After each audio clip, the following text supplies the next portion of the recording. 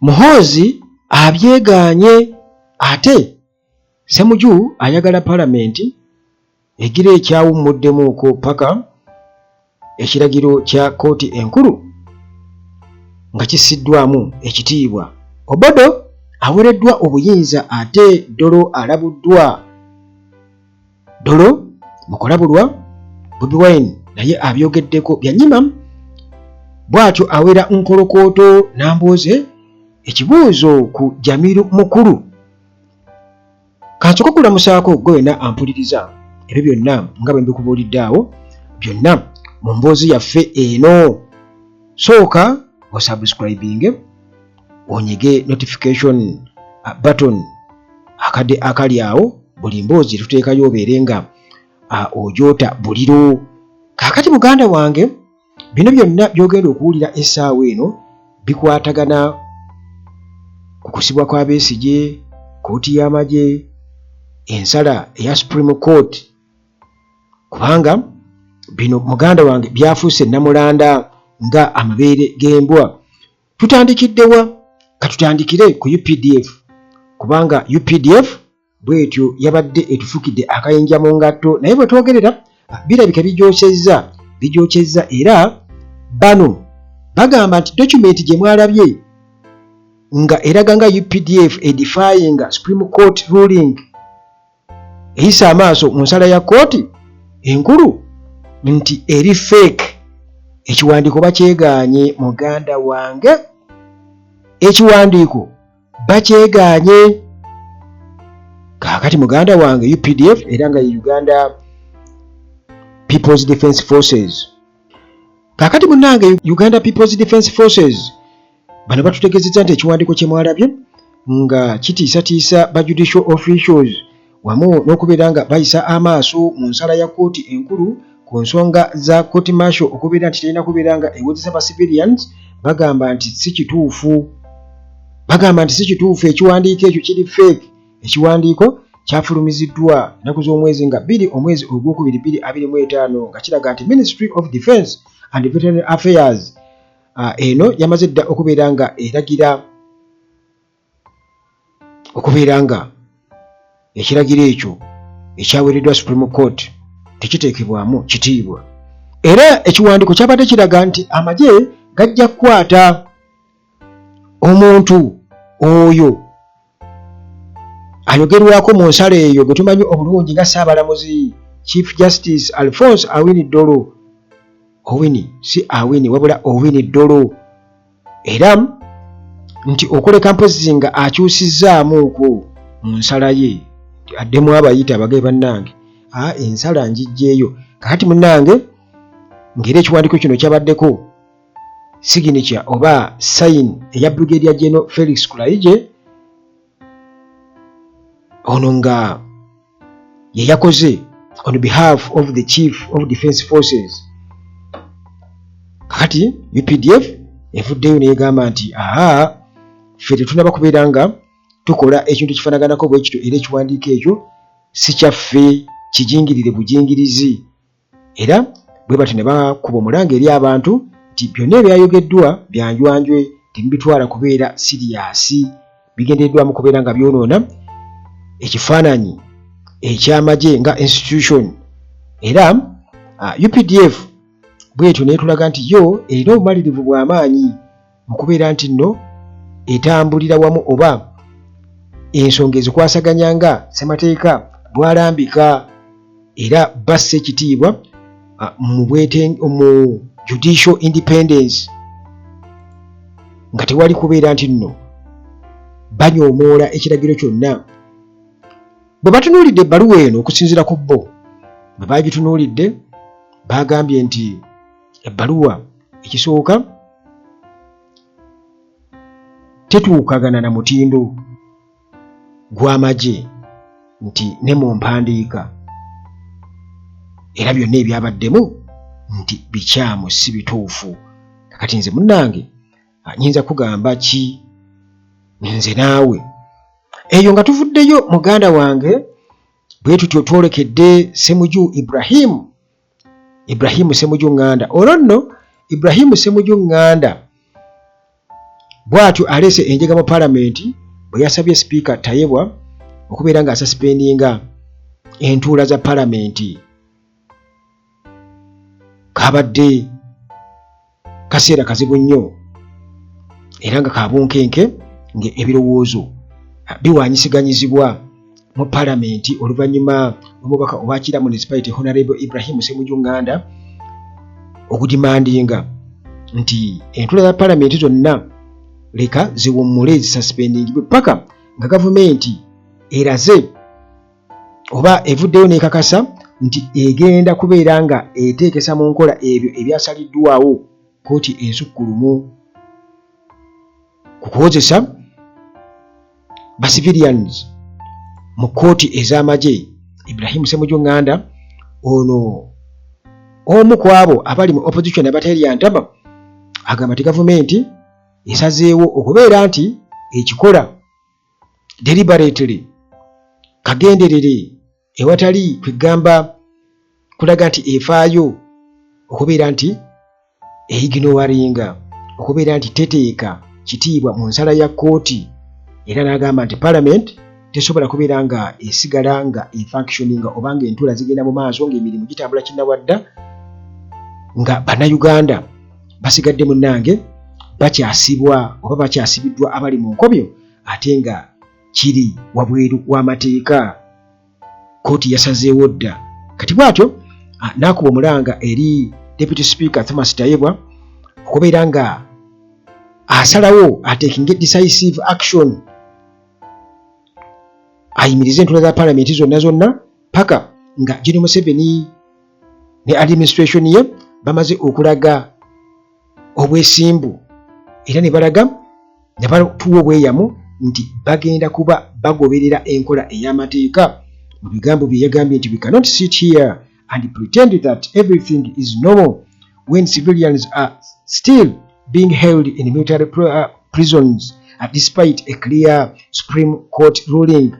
Nti munnange tosobola kutuula butuuzi wano ne twefuula nti buli kimu kiri mulaala nga ba civilians bakyasibiddwa mu makomera newankubadde nga munnange kooti ensukkulumu yabadde emaze okubeera nga esalawo era agamba nti the government must implement the decision in full.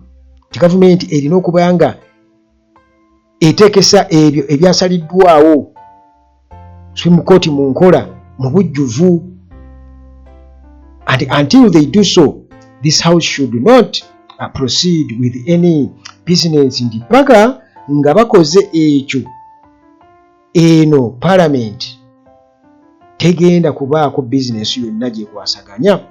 Ng'amaze okwogera ebyo muganda wange buli omu n'atandika okubeera nga ayogera obutonotono kubanga kino kyabadde kisomooza gavumenti. Kakati ba MP abali ku sayidi ya gavumenti be batyo ne basambajja Ibrahim Ssemujju Nganda kye yabadde asaba nga bagamba tekyetaagisa kigenda kuba kikyankalanya bukyankalanya era nga bagamba nti executive already yabadde ekwasaganyizza ensonga eyo. Deputy Speaker Thomas Tayebwa bw'atyo ne yeesanga mu kaseera akazibu ennyo nga ba MP aba opposition bwe batyo munnange bo baagala wabeewo immediate response, baagala okuddibwamu mangu. Bw'atyo munnange n'abasaba okubeera nti bagumiikiriza era n'abagamba nti wagenda kubeerawo consultations okwebuuza eri Attorney General ku nsonga munnange ezo okukosa munnange ne officials aba gavumenti abakwatibwako ensonga ku nsonga eno balabe kutya munnange bwe bagenda okubeera nga bateekesa ensala ya kooti mu nkola. Thomas Tayebwa newankubadde yabadde amaze okubeera nga akakasa Ssemujju Nganda ne ba colleagues be naye bo munnange basigadde bagamba nti baagala immediate action, baagala urgent action era nga bwe balabula nti wajja kubaawo okwekalakaasa. Abantu bajja kwekalakaasa singa gavumenti eyongera mu maaso okubeera nga ebintu bino munnange ebikwasaganya bwetyo. Kati Thomas Tayebwa nga Deputy Speaker bw'atyo n'akakasa Ssemujju Nganda wamu ne ba colleagues be nti munnange baali badde tebalemera kutya immediate action oba urgent action nti baagala kikolerewo era munnange n'abasaba bagumiikirize. Ku sayidi endala DPP Jane Francis Abodo bw'atyo munnange afunye green light oba ekyali baddenga alagiddwa okugenda mu maaso okubeera nga munnange akwasaganya emisango gyonna egiri mu kooti ey'amagye kooti marshal Attorney General Kiriwa Kiwanuka amaze okubeera nga ategeeza Parliament nti Directorate of Public Prosecution DPP ekulemberwa Jane Francis Abodo emaze okubeera nga eweebwa mandate eweebwa olukusa okubeera nga munnange bakwasaganya oba batekinga over ongoing criminal trials gyonna munnange ekibadde kikwasaganyizibwa wansi wa General Court Marshal. Kino munnange kiddiridde okusalawo kwa kooti ensukkulumu ku lunaku olwokutaano era nga kooti ey'amagye yagaaniddwa okubeera nga ekwasaganya emisango gyonna egikwatagana ne ba civilians. Kakati bano munnange bwe bati bakakasizza nti Directorate of the Public Prosecution yabadde eweereddwa amagezi Attorney General okubeera nga eyogerezeganyaamu ne General Court Marshal wamu ne UPDF okubeera nga bakwasaganya bakondakitinga criminal trials zonna emisango gyonna muganda wange egikwasaganyizibwa eba egirimu ba civilians gyonna bagitransferring. Kiriwa Kiwanuka bw'atyo byategeezezza era nga mu kukola kino kyalabise nti lwabadde luta lw'amaanyi olwakubiddwa mu kubeera nti ebyo byonna ebyasaliddwawo kooti ensukkulumu biteekebwa mu nkola. Abakugu mu by'amateeka era nga omu ku bo nga law expert agamba nti Owiny Dollo ayinza okuleetawo kye bayita constitutional crisis oluvannyuma lw'ensala eya kooti ensukkulumu nga bwe yalabise. Kakati munnange constitutional lawyer Jude Byamukama ono alabudde n'agamba nti Supreme Court ensala yaayo ku ba civilians okubeera nti tebawozesebwa mu kooti y'amagye eyinza okuleetawo akatyabaga mu by'amateeka singa munnange ensonga eno eba tekwatiddwa bulungi. Bino okubyogera mu makkati ga pressure eteekeddwa ku gavumenti okubeera nga eta bonna ba detainees abo abasibe ababadde nga bawozesebwa mu kooti ey'amagye. Jude Byabakama agamba nti nno essiga eddamuzi lirina okubeera nga libaako approach oba enkwasaganya mu bwegendereza gye likwasaganyaamu ensonga eno okusinga munnange okubeera nga batambulira wansi wa blanket ey'okubeera nti nno bata abasibe bonna. Agamba nti ensonga enkulu wano yandibadde yakusaba kooti ez'abantu okubeera nga ziyingira mangu mu nsonga eno ku misango egimu bagitwale mu ngeri kwegamba esaanidde n'obwegendereza nga bagikubyemu ttooki era nga bagamba nti bwe tutambulira wansi wa blanket eyo ey'okuba nti emisango gyonna gigende mu kooti z'abantu ekyo kiba si kya buvunaanyizibwa kubanga nti abantu balamulwa mu ngeri za njawulo bw'atyo bye yategeezezza. Kati ekibuuzo ne kisigala nti bwe kiba nti UPDF yeegaanye ebbaluwa eyayise nga balaga tebajja kubeera nga bata Besigye. Already tulabye Attorney General yamaze dde okubeera nga awa green light DPP okubeera nga emisango egyo gyonna egiri mu court martial yonna bagitransferinga asobole okubeera nga ate ajalocatinga mu ngeri nga obuyinza bwe bulambika mu maanyi ge. Kakati lwaki court martial ate kiringa ekirabika nga ekyagaanye okubeera nga bonnange eta Besigye ne Lutale? Ensonga nayo munnange bwe batyo bagiwa Dr. Kizza Besigye wamu ne Obed Lutale.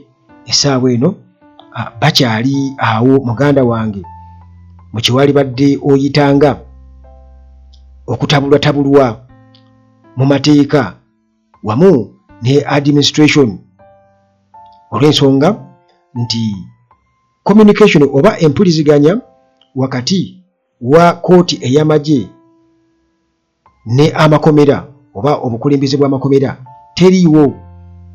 Kino nno kizze oluvannyuma lw'okubeera nti already kooti ensukkulumu yabadde emaze okubeera nga esannyalaza kooti y'amagye. Kakati empuliziganya wakati w'amakomera omuli abasibe bano ne kooti ey'amagye tekyaliwo. Nti luli kibadde kyangu nnyo kubanga sajja dda wali n'akubayo n'akasimu n'agamba nti ali atya mumukalige tujja kumwetaagamu ku lunaku lwe tuyinza okugira tuti tujja kwongezaayo kote.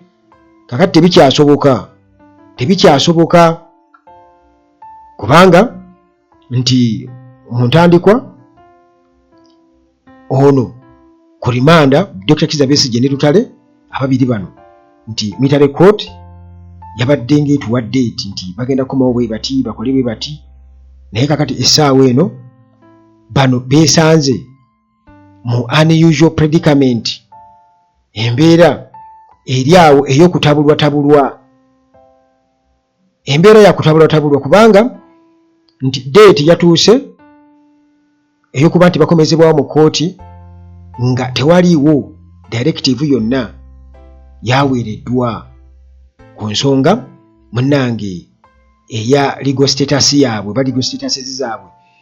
Kakati ekivudde mu kino nti balina kubeera nga bakyaliyo mu nkomyo kubanga tewaliwo clear legal jurisdiction. Bino byonna munnange byongera okubeera nga ate era bitwongera ebibuuzo ne bannayuganda okubeera nga bibuuza nti bwe kiba nti biri byonna nga bwe twabire mu parliament Attorney General byayogera ati awadde DPP go ahead, lwaki ate Dr. Kizza Besigye tateebwa? Kitegeeza nti ng'abamakomero bwe batutegeezezza nti balinda bulinzi kiragiro okuva eri Attorney General already eyawadde dda DPP go ahead nti genda mu maaso. Ate munnange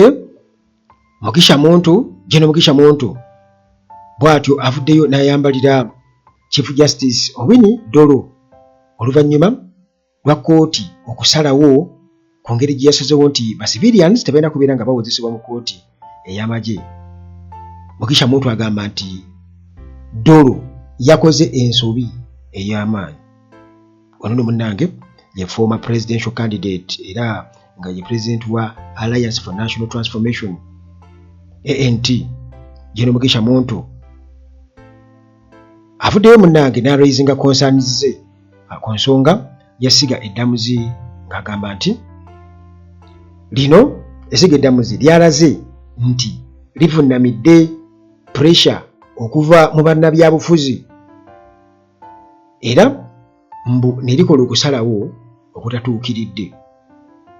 General Muntu mu kwongera okulaga obutale bumativu eri esiga eddamuzi n'obwetwaze bwalyo agamba nti Chief Justice Alphonse Owiny Dollo wamu ne balamuzi banne emirundi mingi nnyo azenga abalaba nga bakola okusalawo nga olugogo baluwunzikira eri gavumenti kwegamba nga bakola ebyo gavumenti byeyagala okusinga okubeera nga bakwasisa oba balaga nti batambulira ku mateeka, enfuga ey'amateeka. Okusinziira ku General Mugisha Muntu agamba nti kooti enkulu yabuvuddeko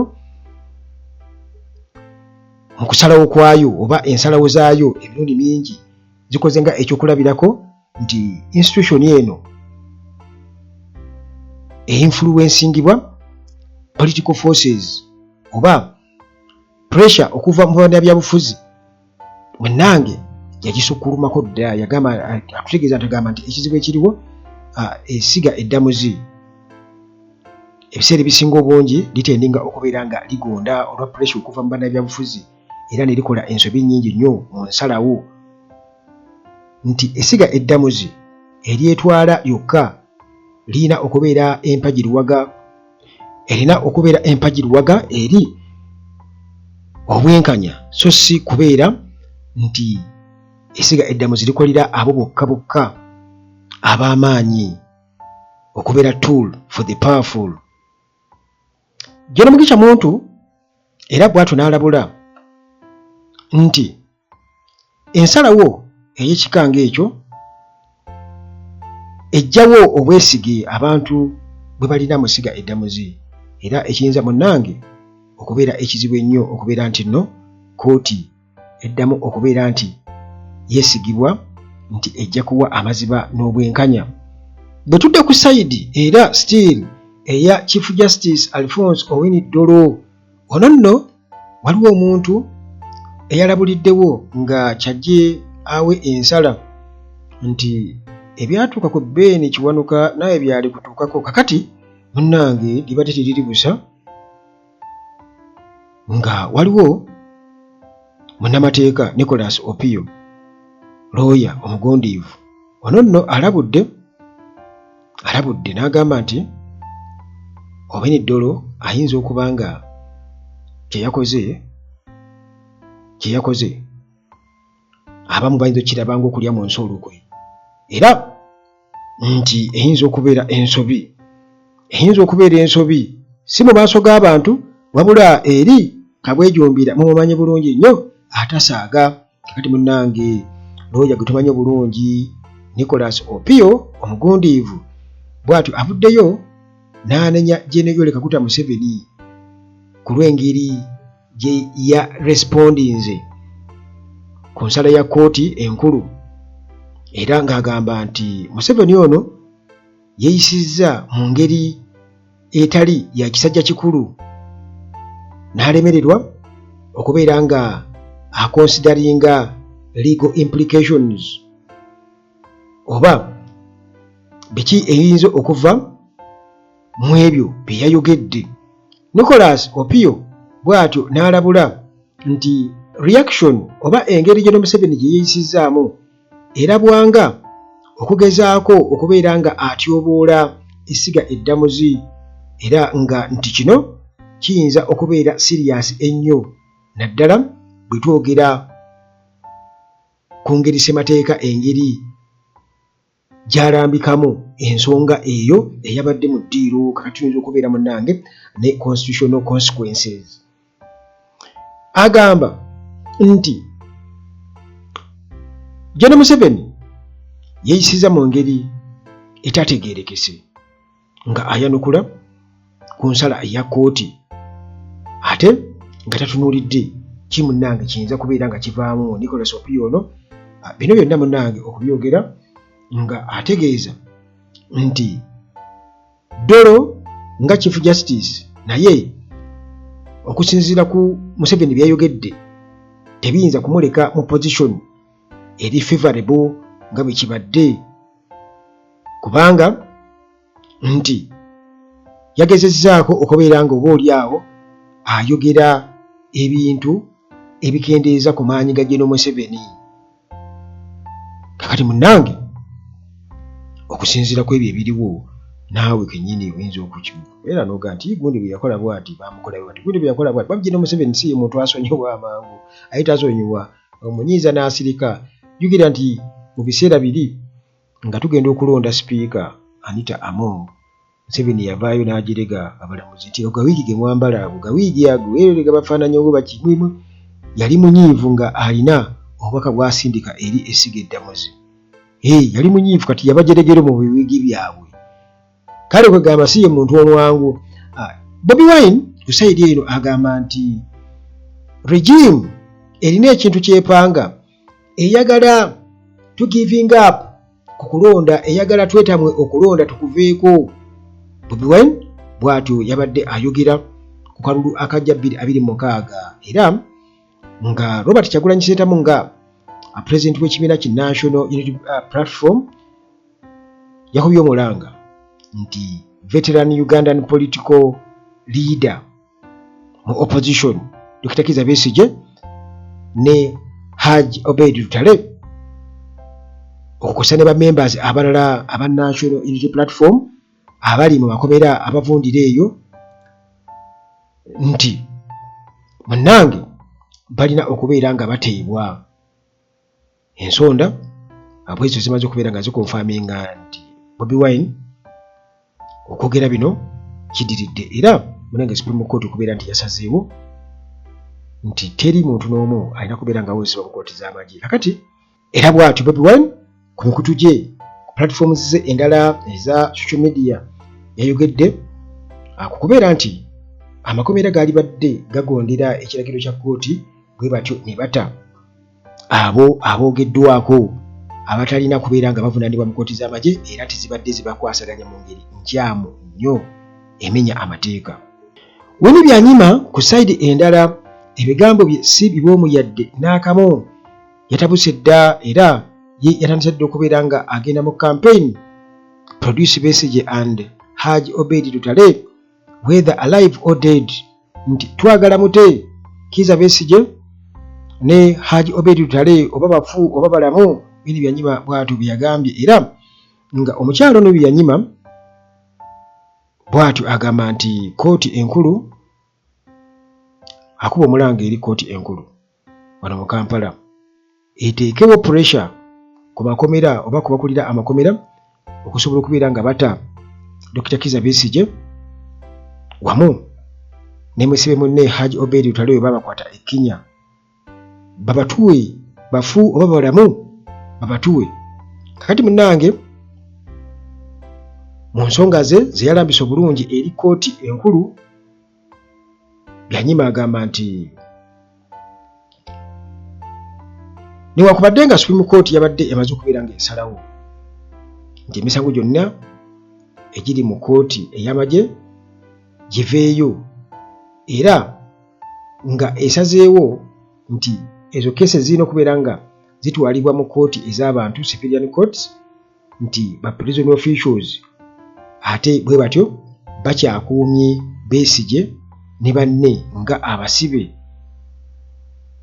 ekyo Winnie Byanyima munnange kyagamba nti kikyamu kubanga kimenya mateeka.